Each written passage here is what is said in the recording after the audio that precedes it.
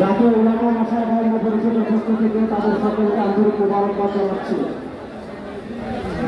চূড়ান্ত উত্তরের লক্ষ্যশীলতার কাছে প্রথম যে কথা আমি বলবো সেটা হলো 2025 জুলাই আগস্টের গণবিপ্লবের পর আমরা একদল খুনিকে তাড়িয়েছি, তারও 9 মাস হয় নাই আরেকদল খুনি বাংলাদেশে তৈরি হয়ে গিয়েছে।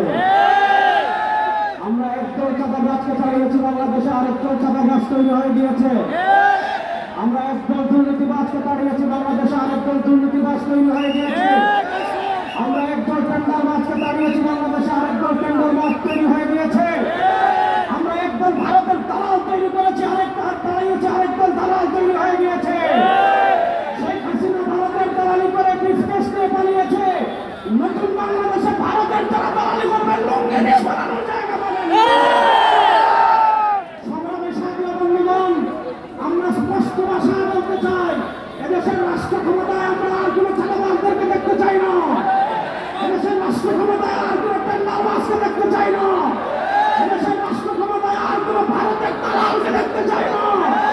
ইসলামকে রাষ্ট্র ক্ষমতায় নেওয়ার জন্য প্রস্তুত আছেন না?